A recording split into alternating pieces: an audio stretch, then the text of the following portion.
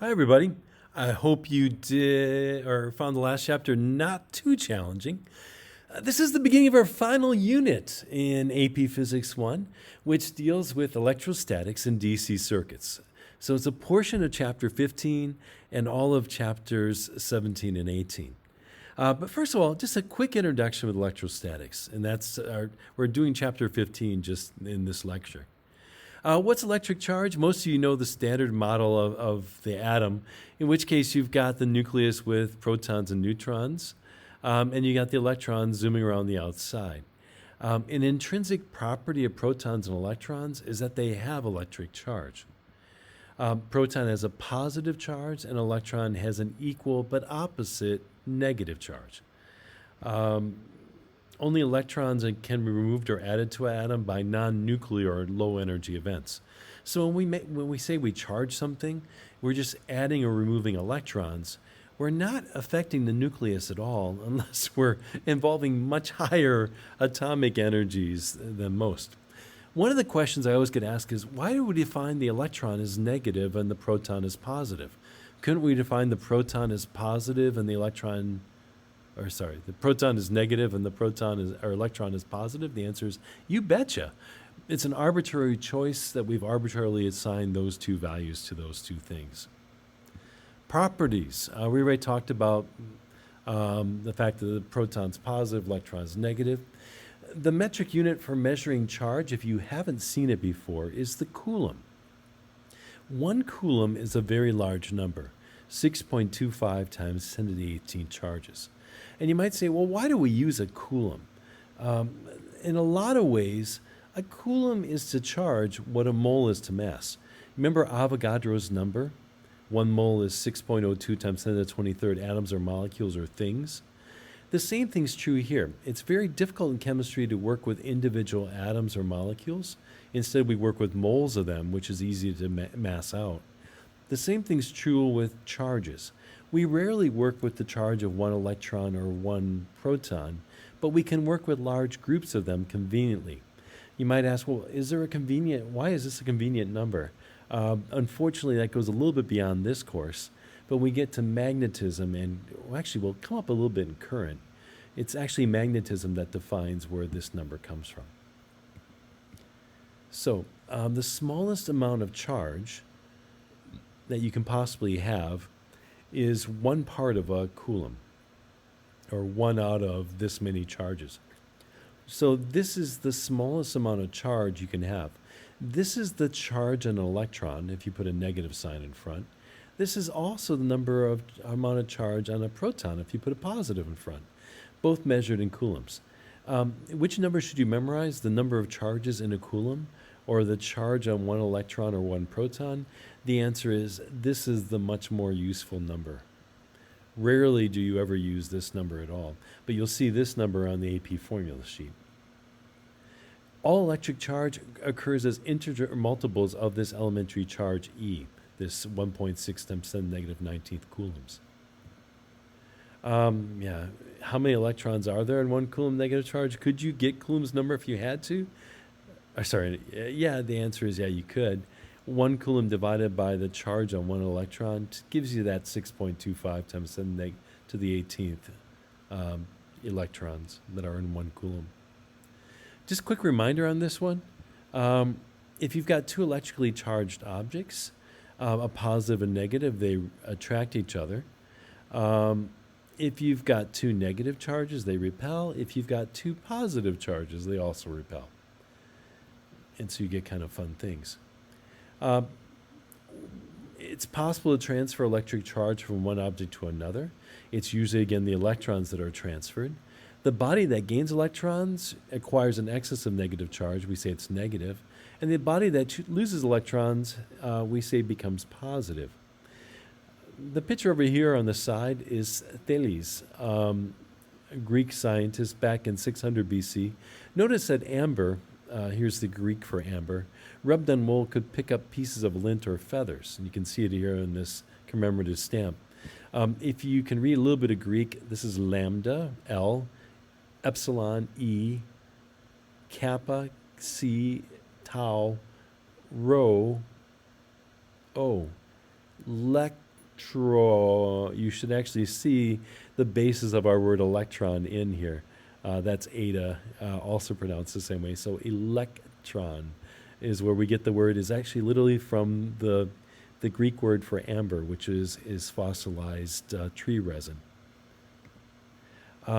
During any process, the net electric charge of the entire system remains constant. We don't create or destroy electrons, we just move them from one object to another. And I've got a quick video demo here I want to show you.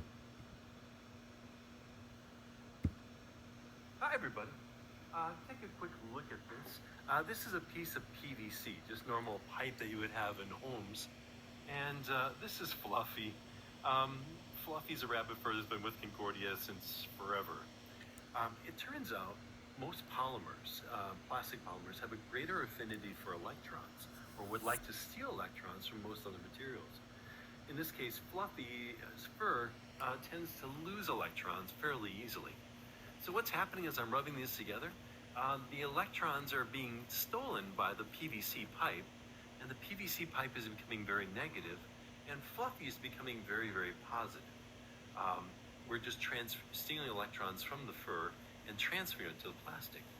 Now, the Greeks knew about this forever, but I want to show you real quick what happens. If I take my pipe now and bring it near these Rice Krispies, you'll notice that they'll actually get attracted. You can sort of see them jumping around and sort of standing up. They're getting stuck to the pipe. But the other device I want to show you is this electroscope. The electroscope is a very simple device. It simply has a conductor that runs from the top down inside through an insulator. And inside we've got this little pointer that's free to move. And it's made out of metal as well. So what I'm going to do here is charge Fluffy, or use Fluffy to charge my PVC rod. And I want to show you what happens when I bring this nearby, but don't actually touch it. You'll notice that it actually moves over.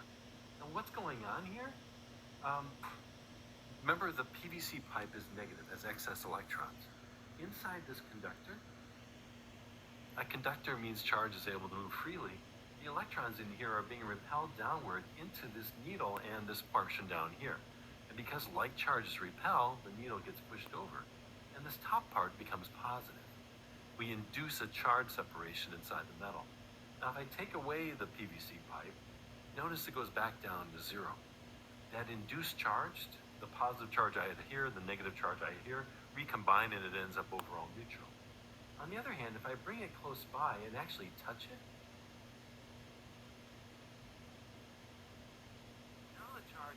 it stays over there. The needle is still moved over a bit. It's actually repelling, and it'll stay over that way until I discharge it again using my fingers.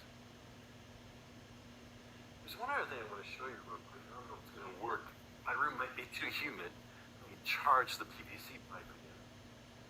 This time I'm going to bring it nearby without actually touching it, so I'm inducing charge separation. But this time with my free finger, I'm going to touch the other side of this. So it goes back down to zero, and now I'm going to take the pipe away. And you'll notice now it ends up with a charge. What in the world just went on? Let me backtrack it just for a second so you can think about it. When I bring the negatively charged pipe nearby, there we go. This becomes positive, this inside becomes negative and repels. But when I bring my finger over here, my feet are connected to the earth, which we assume is electrically neutral, and I touch the other side of this. This top is positive. The electrons flow up my arm to the top part, neutralizing the positive up on top. And now, when I take the pipe away, there we go. It ends up with a slight overall negative charge because I removed the positive charge that was up on top when I touched it with my free finger. And let me neutralize it one more time so you can sort of see it go back. Just a quick note on that one. Fluffy was used for food. It was purchased in China long ago, before I even got to Concordia, which tells you it was in the very first years. So no, we were not intentionally doing that. Sorry the audio was a little bit rough in that last part. Hopefully you could turn up the volume a bit. I want to show you this demo real quick. Let me click on this and see if I can get it to work. Oh, I'm drawing on it. Hold on a second. I'm going to have to actually switch to it. I think I have it running over in here. That's John Travolta. Okay. Hold on a second. I got to find it. Uh-oh. I've got too many things running. There it is. Okay. This one here, I just want to quick show it to you. So the balloon is electrically neutral to begin with. This is a wall. It's electrically neutral. Equal amounts of positive, negative charge in each of it. And over here is a sweater. Now, the balloon is made out of latex or rubber, which again is a polymer that tends to have a greater desire to steal electrons. Now, if you take the balloon and rub it over here on the sweater, what's happening here is the electrons are getting transferred over to the balloon.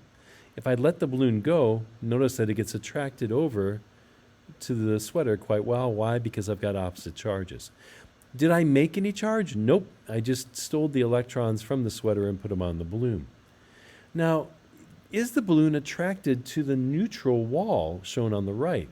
And here's where it gets a little bit more exciting.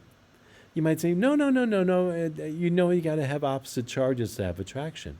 But watch what happens when I bring this negatively charged balloon over towards the wall. Can you see the electrons in the wall moving over? I'm repelling them because my balloon is negatively charged. And you've probably done this before at parties where you rub the balloon on your head and then you can actually stick it on a wall and it'll stay there. What's happening? I'm inducing a charge separation in the wall. It's not that I'm charging the wall. In fact, if I take the balloon back away, the charge is returned, the electrons return to where they were. It's just that while the balloon's here, I end up with the positive charge slightly closer to the balloon and the negative charge slightly further away, and overall gives me a very, very slight attractive force. All right. Sorry, it took me so long to find that demo. Not only electrical charge can exist in an object, but they can also move through an object. Substances that readily conduct electric charges, by definition, are called conductors. Materials that conduct electrical charge poorly are known as insulators. And then semiconductors are materials that are somewhere between those two.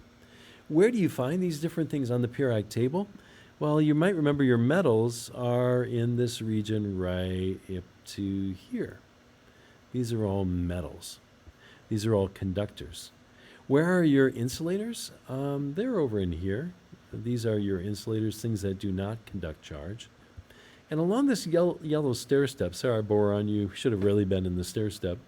Along this yellow part right here are materials that fall between the metals and nonmetals.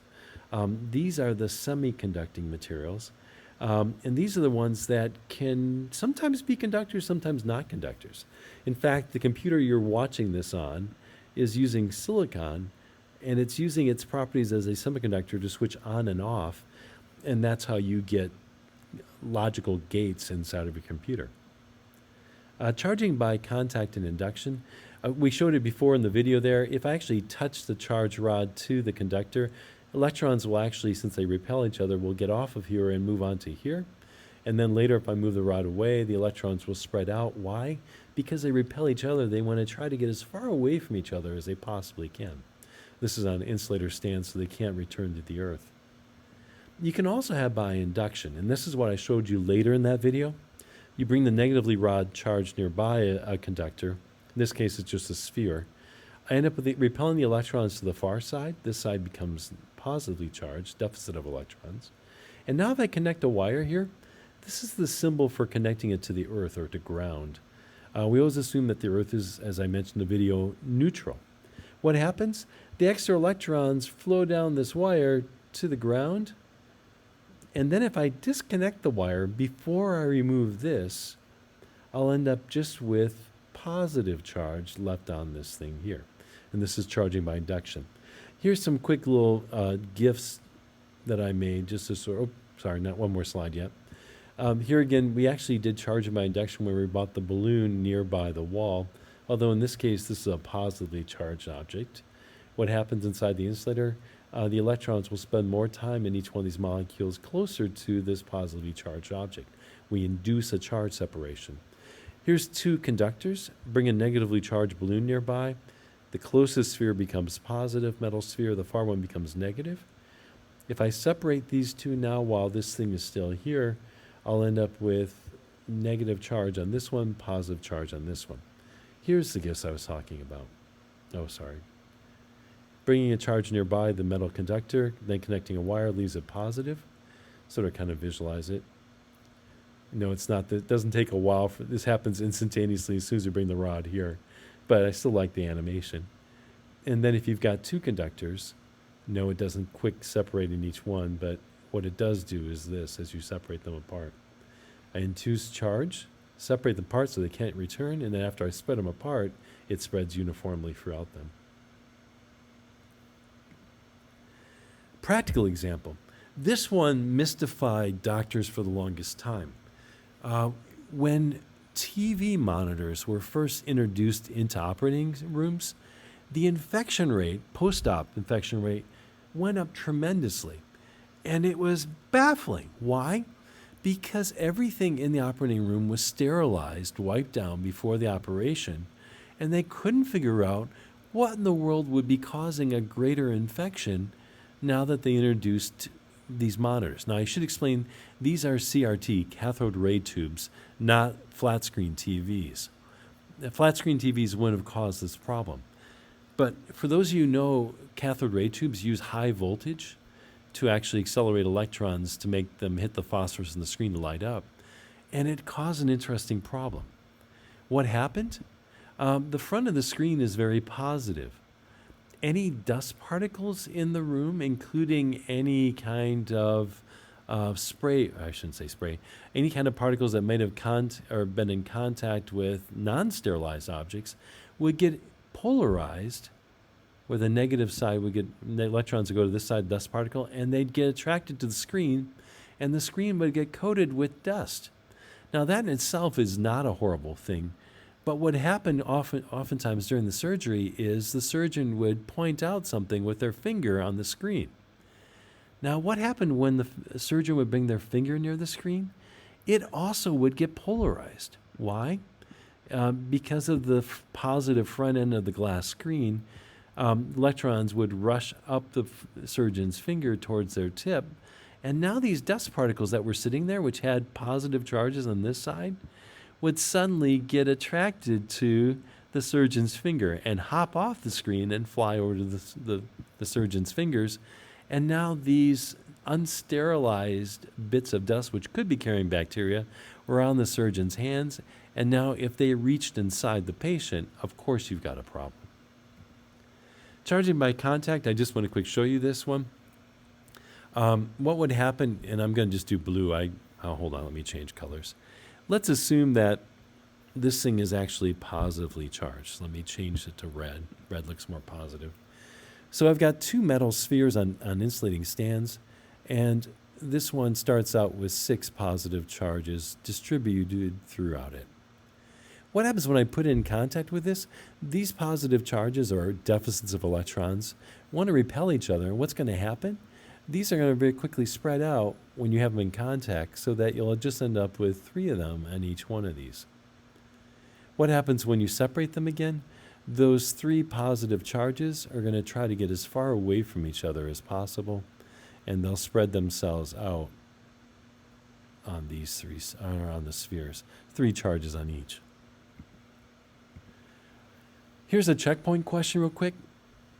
The figure below shows 5 pairs of plates. A, B, and D are charged plastic plates, and C is an electrically neutral copper plate. The electrostatic forces between the pairs of plates are shown for 3 of the pairs. For the remaining 2 pairs, do the plates repel or attract? Well, you'll notice A and B here have to be oppositely charged. Why? Because they attract each other. What does this one tell us? Not much. I guess we could just let's just arbitrarily say that A is positive. And B then would be negative. What does this tell us over here? The answer is nothing. Why? Remember, C is a neutral plate. What's happening? I'm inducing a charge separation in it. And because of that, the negative charge is closer to this positive charge. There's a greater attractive force than the repulsive force with this positive charge that's slightly further away. This one, let's not answer this one yet. But now look at this one. We arbitrarily said A was positive, If D is repelling here, D must have the exact same charge as A. It also must be positive. So what's going to happen between B and D? B we said was negative. A must be positive. These have to attract each other. And if D has the same charge as A, it's positive, we're going to get an attractive force here because we're going to induce a charge separation again in C over here. So it's going to look something like this. You might say, wait a second, what have you chosen negative here and positive here? Believe it or not, you would have ended up with the same results over here. Here again is a quick conceptual one. We talked about charging by induction before, bringing the rod nearby, connecting a wire briefly, and then disconnecting the wire before you remove the rod leaves you with this. What would happen if the rod were removed first and then you disconnected the grounding wire? Any ideas what would happen? Well, the moment you would remove this rod, there'd be nothing holding this positive charge here. And it would try to neutralize, it would steal electrons back from the ground. And what would you end up here? You'd end up with nothing. It would be overall neutral. The total charge on this thing would be 0. That's a Q. Oh, Q is the variable used for charge. Another conceptual one. It's given a positive charge. Does the mass of the object increase, decrease, or remain the same? Technically, think about it for a brief moment. If you end up with something that's positively charged, it's lost electrons. Do electrons have mass? Are they a real particle? The answer is yes. So the mass on this actually goes down by an insignificant amount. The mass of one electron, just if you're curious, is incredibly small. It's 9.11 times 10 to the negative 31st kilograms. So did the mass of this go down a little bit if you lost electrons? Yes. What would happen if a sphere had a negative charge? Technically, it gained electrons, and so its mass did increase by a remarkably tiny amount. You need a remarkable scale to actually even detect this one. Oh, it's a brain break. There are 2 correct answers for each clue. The answers share the same letters and blanks. Oh, man. Okay, I'm going to do the easy one. An element. Immediately I can think of calcium and cadmium. Both fall. Animal, tortoise and porpoise both work. And I'll let you try the other 3. I'll wait. Pause the video. Now I'm doing a countdown. 5, 4, 3, 2, 1, 0. And hopefully you got it. Above and aloft. Okay. Checking out and away. Dying. Eyeing? I have no idea what eyeing. Eyeing something? Looking at something? Oh, checking it out. Oh, looking at something. Eyeing. Looking at them with your eyes. Pressure, stressor, duress. One who does flips, acrobat, and aerobat. Okay, cool. Coulomb's law. We know that oppositely charged objects repel. Same charges repel. Opposite charges attract. Yeah. So, mathematically, it looks like this. This should look familiar to you. You're like, wait a second, isn't this like gravity? Yeah, remember gravity, force of gravity was G times M1, M2 over R squared. The same thing's true here. You can write Coulomb's law either this way or this way, where this is a constant that's sort of like the G up here. Q1 and Q2 are the 2 charges. Now, if Q1 and Q2 are both positive, you end up with a positive force over here. And we say then that you've got a repulsive force because we know like charges repel. Likewise, if they're negative and negative, you'd end up with a positive force, also repulsive. But if one of these is positive and one's negative, doesn't matter which, you'll end up with a negative force, and we know it's attractive. So F is the force, Q1 and Q2 are the 2 charges in coulombs, and R is the distance between them, which we then square. The quantity K sub E is called the Coulomb law constant, and it's equal to roughly 9 times 10 to the 9th. In fact, that's the easiest way to remember it. You can also, though, do it in terms of this other one.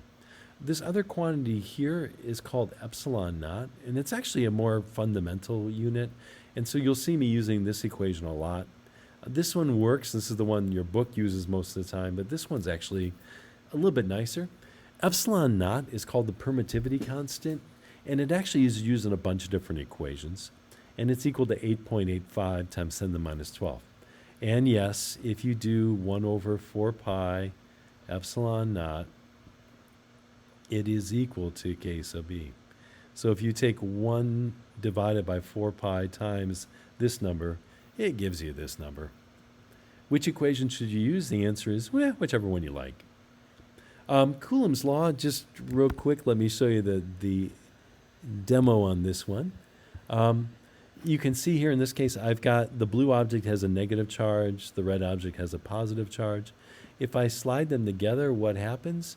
The force gets larger and larger and larger, and you can sort of see the forces on here. Which one has a greater force? The answer is the same. What happens if I make them both positive? Now this gets a little more interesting. As you move them together, the force gets larger and larger. You can sort of see them pushing there. And if I make them both negative, you'll see them repelling again. And you can kind of see it. It's kind of a fun demo. All right. Moving on.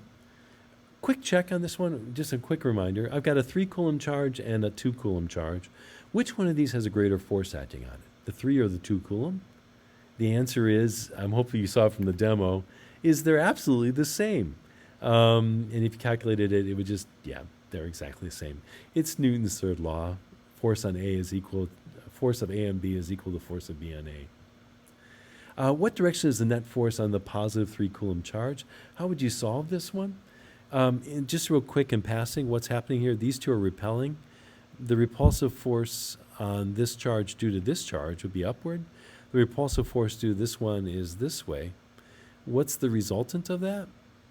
The net force then would be the sum of these two vectors, which I did not do a very good job of, which would be this vector right here. So what's the net force? It's acting up towards the upper left part of your screen. A quick mathematical one.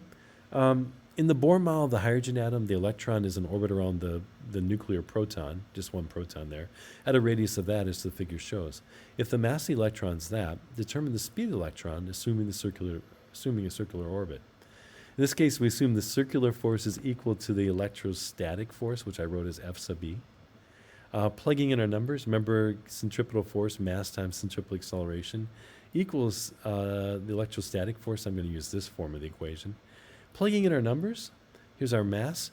I'm going to cancel out one of the radii, so I just have to use it once down here. Plugging in epsilon naught. The charge on the electron and the proton are equal magnitude but opposite side. Yeah, I know I should have put a negative sign here, but I didn't want to confuse you on it. It's just we know it's an attractive force. I'm looking at the magnitude. And if you solve it, you'll discover the electron will be moving with a pretty decent pace, about 1% of the speed of light. Pretty doggone fast. What happens if you got multiple charges? You sort of saw what we did with the conceptual one. You just do the vector sum of all the forces. If you've got more than 2 other forces, you just add them all up. It's just the force of each one of these, the force of 2 on object 1, the force of 3 on object 1, the force of 4 on object 1, yada, yada, yada, gives you the net force on object 1. The Shell theorem, we're almost done, I promise. But just in passing, what's the Shell theorem state? If you've got a uniform hollow shell of charge, where the positive charge is all the way around it, the force that this charge feels out over here is the same as if all the positive charge on the shell was concentrated at center. That's almost like center of mass. You can almost call this like the center of charge rule. But there's a second part of the Shell theorem, which is the one that's a little bit more interesting. If you put this positive charge particle on the inside of this thing, believe it or not, the net force is always going to be 0 no matter where you put it inside of here. And you're like, what? What's going on? Isn't it closer to this positive charge than this? Yeah, but you end up with a very interesting effect. I don't know if I can sort of draw it on here. what happens is this. It's closer to this positive charge down here, and it's further away from all this charge over here. But you'll discover that there's more charge here that's a greater distance away than this charge that's closer. And believe it or not, the two forces going this way and this way will always cancel out. So anywhere inside of a shell of uniform charge, the net electrostatic force is always zero. Yeah. Now, a quick note, if you've got charge on a sphere, it always distributes uniformly. If you don't have a spherical surface, charge actually concentrates at areas of greater curvature. So if you think about this as being part of a circle right here, the radius here is very small, whereas this part over here is part of a circle that looks like this, has a slightly larger radius, and the charge density, how much charge you have per unit area, is slightly smaller here because of the greater radius. And over here along the straight parts, you end up with almost no charge. What does this mean? If you've got an object that has a sharp edge on it, charge will tend to concentrate on those edges. I'm going to do negative charge over here. Wherever there's a tight curvature, you end up with more charge, and very little charge around the other areas. I'll just leave it at that for now. Oh, wow. All right, real quick story. This is part of the reason lightning rods have very sharp points on their tops. I really can draw a very good sharp point on this one. Okay. Why are they designed that way? Lightning rods are designed to protect buildings. Why? If you have a thunderstorm over the top of you, let's say the thunderstorm has a positive charge bottom, electrons will rush up from the ground because they're attracted, and because this has a very sharp point, they get incredibly concentrated up at this tip. So concentrated, in fact, that the repulsive force here actually allows them to escape. And at that point, what's happening? The building and the area around it is becoming slightly positively charged, meaning it's less likely now for the building and the surroundings to be struck by lightning. So lightning rods actually discharge the building, but they have to have a very sharp point on top. Here's a quick example. What if we wanted to find the net net force on this where it's not perpendicular? How do we do it? We'd find out, first of all, the force due to this charge over here, and then we'd find the force due to this charge over here, and then we would have to add them vectorially. Here would you use the parallelogram rule. How would I recommend doing it? I would break this one into its vertical and horizontal components and then add that to this one. But yeah, you get the idea. Here's a quick mathematical one. Two identical isolated objects, A and B, are separated by distance A. Sphere A has a charge of positive Q, and B is electrically neutral.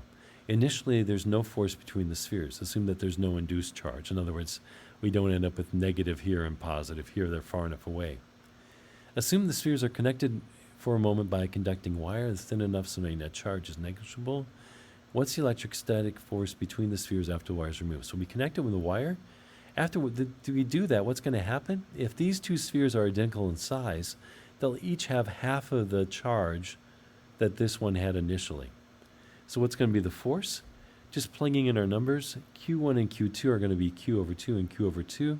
The distance between them, R, is A in this case, and this just becomes Q squared over 16 pi epsilon naught A squared. Can't solve any further because we don't have any numbers.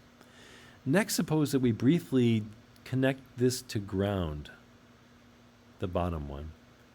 So what's going to happen? It's going to neutralize it.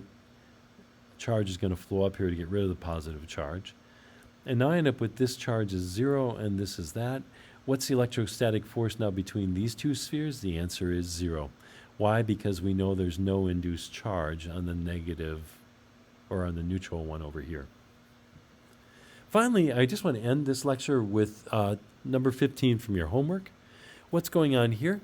You've got two small metallic spheres, each of that mass, are suspended by... Oh, drats. I just realized I did this problem wrong. That's all right. We'll go through it. of 0.2 grams are suspended as shown. Each string is 30 centimeters long, and they repel at 5 degrees. What's the charge on each sphere? Here's my mistake. I assumed this was kilograms, so this should be reduced by a factor of 1,000, so 0.00196. But I'll continue on because you'll still see the order. What's going to happen now? What's acting on this? The forces are tension, the electrostatic force of repulsion, and the force of gravity. If this is an equilibrium, what do we know has to be true? If we break the tension into its two components, this piece here must be exactly equal to the force of gravity, and this piece here must be equal to the electrostatic force for this thing to have a net force of 0. Solving, first of all, what's the electrostatic force from that triangle? Remember, this angle up here is 5 degrees. This has to be equal to the electrostatic force. This has to equal the force of gravity.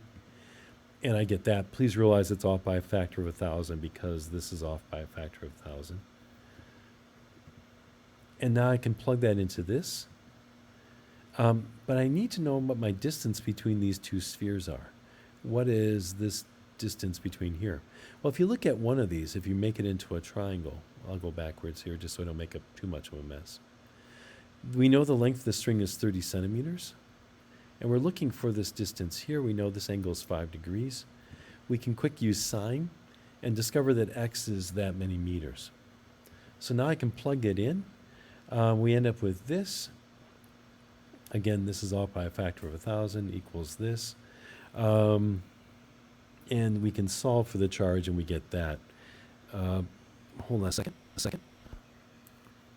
And if we'd used the right one, in other words, set this 0.000171 equal to that, we would have discovered, and here's the right answer, should be 7.22 times 10 to the negative 9th coulombs, where that's equal to q squared over that whole spiel up here. Okay? With that, you should be able to do your homework without any problems. Electrostatics is just plain fun. Have a good night. Talk to you soon. Bye.